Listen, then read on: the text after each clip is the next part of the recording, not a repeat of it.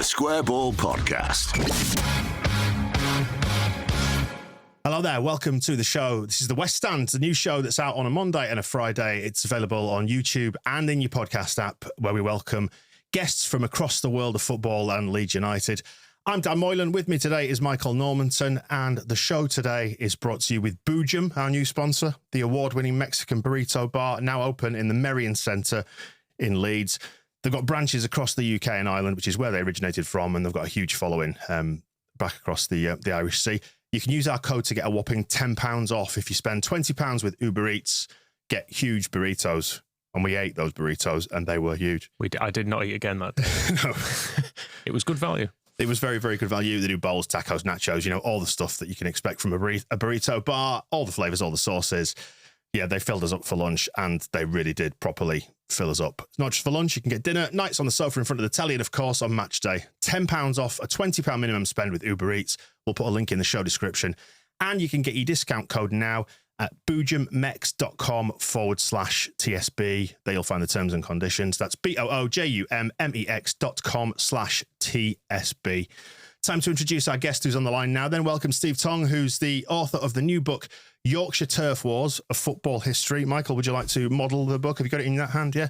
Can you model a book? I'm holding it up anyway. If you're on the video version, Michael is holding the book now. You will see it there. I'll turn it so you can see how thick it is as well. It is. It's a girthy number, isn't it? A weighty tome, I think, is the correct phrase for a book. Yeah, it's available from all the usual places you buy books, and there's a link in the show description for that as well. So, Steve, welcome to the show.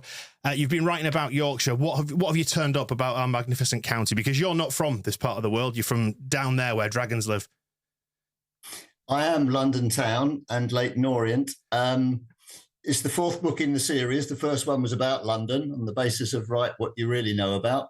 Then Lancashire, then the Midlands, and now Yorkshire. And every one of those, fortunately, has great historical connections and something to talk about. I mean, London, obviously, the Football Association, the start of the FA Cup finals and so on. Lancashire and the Midlands, when the Football League started, 1888, pretty much divvied up the league between them, half a dozen clubs from each region. Sheffield Wednesday, in particular, Wednesday as they were known then, were very upset that they weren't included. And Yorkshire, well, I know Sheffield claims to be the home of football, and if you accept a bit of that reflected glory, then I'm sure that applies to Yorkshire overall. Sheffield is acknowledged as Sheffield FC, I'm sure people know, by FIFA as the world's oldest football club, 1857. One of the interesting things for me in doing the research was how long it took for organised football to spread out from Sheffield as far as even West Yorkshire. West Riding was very much a rugby stronghold at that time, Leeds, Huddersfield, Bradford.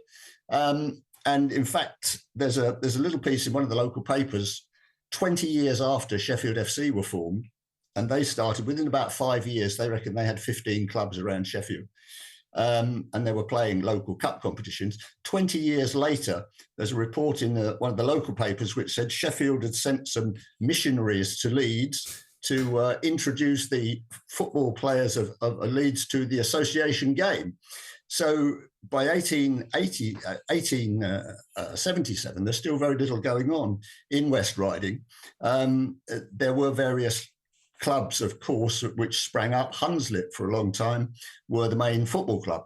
But it wasn't until 1904 that Leeds City, the forerunners of United, were actually founded, and they did well in that sense to get into the Football League so quickly. So it was one of the surprising things I found, that it did take a while for anything to spread out to the rest of the county. And just for the record, it's about 30 odd miles, isn't it, between here and Sheffield? That's how long it took to travel that sort of distance. What I noticed from thumbing through the book, I won't pretend to have read the whole thing because it's a big old thing. It's 350 pages or thereabouts, but I've definitely read all the Leeds United bits. And the impression I get, because it's a tour of the whole of the county and the emergence of all the different clubs from around the region, the Leeds almost burst onto the scene as the new kid on the block in the 1960s, which will coincide with when you were a young lad watching Leighton Orient. And can you remember first seeing that Leeds side? Presumably, it wouldn't have been in the top tier. You're talking about Division 2 as it was back then, the second tier, the Championship now. Can you recall the occasion when you saw Leeds for the first time? Yes, it does, I'm afraid, demonstrate how ridiculously old I am, but it was September 1960, second division, Orient, actually, sitting above Leeds at the time. Looking at the team, there's a bloke called Revy at number 8, which we used to call inside right in those days. And there's a bloke called Charlton, already well established as the centre half, although he did end up quite soon playing quite a few games up front. But no, that was a pretty bad time. And that was actually the season just a couple of months after they'd come out of the top division. So for Orient to be playing Leeds was we were quite excited about seeing a team like Leeds at Brisbane Road. And they had 2 very bad seasons after relegation, the second of which led to Don Revy, who was there as a player, being appointed as manager, quite fortuitously, because the chairman was about to recommend him. There was a job going at Bournemouth as manager, and the chairman was about to recommend him to Bournemouth, saying how good he thought he'd be, when they decided they had to sack the existing manager, Jack Taylor, and gave the job to Don instead. So there were a couple of years of struggle, but it's a good point you make, because one of the things we do in the book is have an appendix of the highest placed team in the county, which is at the end of the book. And if you look at it, there's very few seasons up until the early 60s when Leeds were in there. And then what happens from 1964-65, once they're in the first division, of the next 18 seasons, Leeds are the top Yorkshire team for 17 out of 18. And there's only 1 year of Sheffield United, the Tony Curry team, who finished above them. And then, of course, Leeds very sensibly snapped up Tony Curry as well, and went on to even more and more. So if you look historically at the total number of seasons in which Leeds have been the top club, they've actually had 38 years as top Yorkshire club, with Wednesday 32, Sheffield United 20 and Huddersfield 18.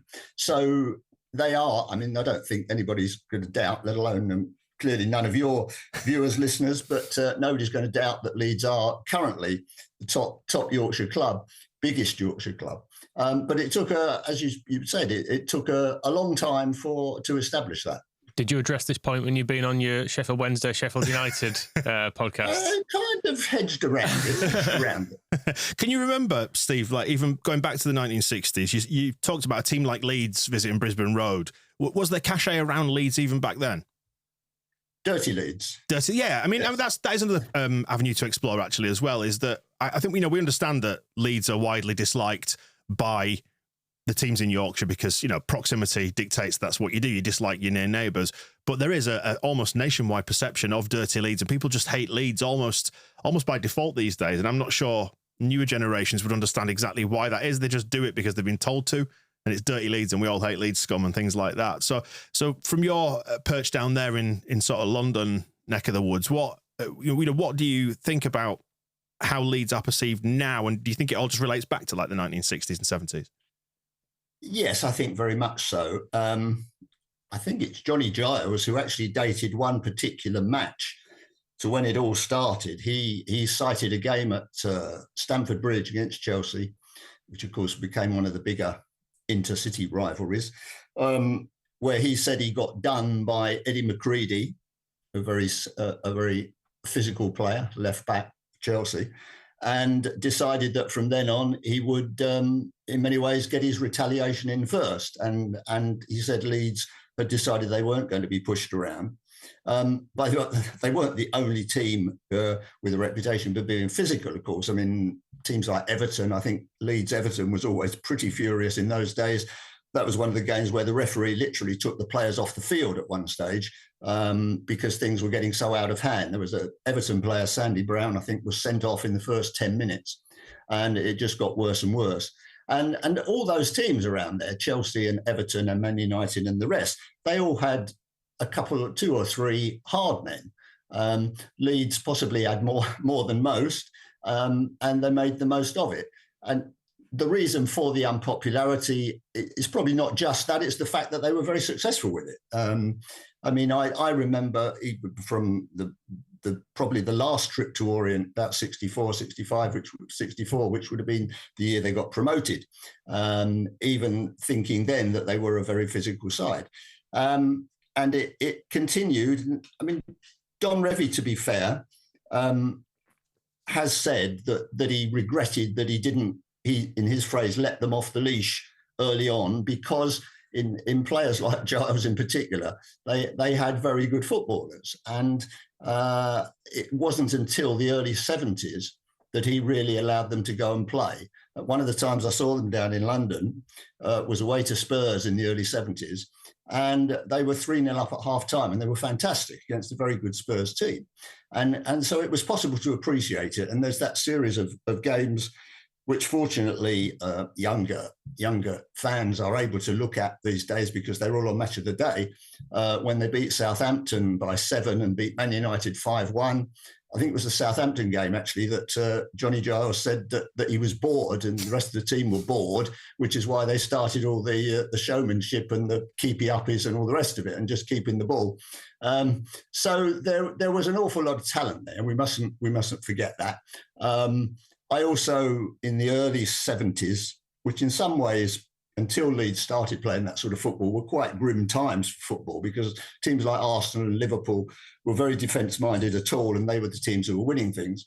I started a magazine called Foul, which we dared to call, we didn't call it the first football fanzine, because nobody knew what a fanzine was. We'd never heard of fanzines, but I think from this perspective, you can probably say it was the first football fanzine of its type. And we had things like a Foul of the Month, in which Norman Hunter and the rest were fairly regular appearance makers. And we did give Leeds quite a lot of stick, I must say. But from, say, 72, 73, they did really start to play.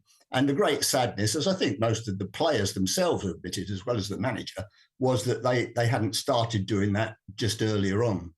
And you visited Leeds for the first time, Ellen Road, in 1975, which you've got a little bit of an anecdote, I understand. And what was Ellen Road like at that time as well? Because again, it predates us two by a little margin. So we're always going on the stories of things our dads have told us, for example, about it being a fearsome place. What was it like to you? Yeah, it was a smart stadium. Probably the biggest change was the stand to the left of the main stand, which was, for a long time, was basically a shed, a bit like the Chelsea Stamford Bridge shed. But it was it was a very decent ground. I actually rode into it. It was the Wimbledon FA Cup tie in early 75, and I rode into Ellen Road for the first time on the team coach, which was not only a first, but is unique for me because I've never done it since. Wimbledon at that stage were a non-league team. They'd beaten Burnley in the third round of the FA Cup away, which Burnley were a top 6 team. And so that was a pretty sensational result. And then when the draw comes out on the Monday, they're away to Leeds United, the champions. So it was a pretty big deal. Fortunately, I was working for a local London radio station, so we'd had a lot to do with Wimbledon, obviously, during the cup run. And I went up with them on the Friday on the train, stayed at the Dragonara Hotel. And just prior to leaving for the game, I went down to get a last word with the manager, and he said, "Are you going now? Do you want to come on the coach?" So I sailed into Ellen Road, where I don't remember a particularly hostile reception. I think Leeds fans were probably slightly amused at the prospect of their champions taking on this non-league side. And of course, Wimbledon got an amazing historic 0-0 draw when the goalkeeper, a man called Dickie Guy, saved Peter Lorimer's penalty right near the end. There were 46,000 there, which was pretty close to capacity, I'm sure, at that time. And just as remarkably, perhaps, when they went down for the replay, they couldn't dream of playing it at Plough Lane, which was a pretty small little place even in those days. So they played it at Selhurst Park and got 45,000 for that. And poor old Dave Bassett deflected a shot in for the only goal. So that was a terrific occasion for Wimbledon, and a memorable one for Leeds, really, for different reasons. So when you came in on the coach, did they just drop you off at the West Stand, or just say, just make your own way up to the press box? Just around Yeah, that they were around the same side as the media entrance, and I carried my radio equipment upstairs and got increasingly hysterical as the game went on, and finally, the penalty which Leeds were going to finally ruin the fairy story by scoring the only goal, and Dickie Guy saved it. And was then he had a very tricky decision because as soon as he got off the pitch, Match of the Day announced that they wanted him back in the London studio live that night, whereas his natural preference was just to stay and have a good few drinks with his teammates. But with the replay looming, he actually jumped in the car and went down and was on Match of the Day live. As an Orient fan, you've experienced your own ups and downs as our Leeds song goes. And we've met each other in three spells really across the years. There was a spell in the 20s, which was all in Division 2, now the Championship. Same again, 1960 to 1964, as we've been touching on. And more recently, when we had a little adventure in League One, 2007 to 2010. That was fun, Michael. I think, seen us win. Those London away days were quite long days. I'm pretty sure we won. I think it might have been 2-0. The main thing I actually remember was singing "We Can See You Washing Up" at some people who were there's some flats in the corner of the stadium, and there's people out on the balconies, and you kind of see it in the kitchens from there. But yeah, I think we had an all right sort of a record against Orient. We were unbeaten, yeah. So that you're referencing the game in April 2008 there. It was a 2-0 win. Yeah, so earlier in that season, we'd drawn at Ellen Road, which, Steve, I think you've got some bad memories of. Injustice. Well, every Orient supporter who hears the word Leeds will tell you about the game at Ellen Road, where the ball was a good yard over the line. As you know, where the away fans are, they have a very good view of that end. And so we were robbed of what would have been a famous 2-1 win. I wasn't sure that the flats had already been built by the time you went down there at that time. Barry Hearn, I'm sure everybody knows, is a very shrewd businessman, and built a set of flats on every corner of the ground, as well as a new stand. But the capacity is still only 9,000. And because it's now completely hemmed in with just no room to develop at all, they're actually looking at a new ground. The price was about sort of 70 million at current day prices, and 100 million by the time you actually get to build it. And as you can imagine, finding a site anywhere near somewhere like Leighton is pretty difficult anyway. There was, of course, talk of sharing the Olympic Stadium at one stage with West Ham, which would have been horrible in terms of a 50,000, 60,000 capacity stadium with the O's in it with 8,000 or 9,000. That didn't come off. But they're now in a bit of a dilemma, because having had two titles, in fact, the National League and League Two in the last 6-7 seasons, which is historically is a record for them. They think they're a club on the up, but you're looking even at getting into the Championship on crowds of 8,000, as you know, is not really going to work. Just one as an aside, I mean, one of the things that comes out of the book is that, in my opinion, it's a bit pessimistic in some ways, but in my opinion, what I've found from all these clubs in all these regions is that if you're a big club, you tend to stay big. And if you're a small club, you tend to stay small. It's very difficult, especially since the advent of the Premier League. It's become even more difficult. And if clubs like, Orient are suddenly talking about themselves as being the new Brentford, which is pretty ambitious, because even Brentford admit they got pretty lucky with being able to find a new ground themselves, and then you get the right staff and you get the right results and so on. But I think that in general, in most of these books and most of these regions I've looked at, you've got 3 or 4 big clubs. And so in Yorkshire, you've got Leeds, the 2 Sheffields, and Huddersfield historically, and a club who've shown that even more recently they can get into the Premier League. But then it's much more difficult for the likes of Doncaster and Rotherham and Barnsley and others, even though some of them have got a great history themselves. It's interesting you say that, because I don't know if it's unique to us or if it's just something that's particularly heightened with Leeds, but this is a football club with a proper disaster complex about it, isn't it? Like, we are, and I think it's probably down to the League One years, 2007 to 2010, where we fear it will all just come crashing down. So it's really interesting to hear, like, somebody outside who doesn't have a dog in the fight to say that. It's like, you're always going to be big, because sometimes I think it feels like this could all collapse at any given moment, the way that they've sort of played with our emotions over the last 20 years. I think as well, we do have the relatively recent experience of there being 17,000, 18,000 there on a Tuesday night for dead rubber April games when there's nothing happening in the season. You finish in 15th, there's terrible ownership, there's terrible players, and we've kind of seen the bottom end of it, I suppose, haven't we? But then we saw Bielsa, and essentially everyone was just waiting to come back. Yeah. What do you make of modern day Leeds, Steve, when you look from the outside? I love watching them, to be honest. I'm not just flattering you. The Bielsa years in particular, now we see more and more championship games. I really found them terrific fun. I saw a quote recently in which Pep Guardiola, it was a few years ago, but Pep Guardiola described Bielsa, what you may have heard, as the best coach in the world. So I thought it was really sad the way that petered out.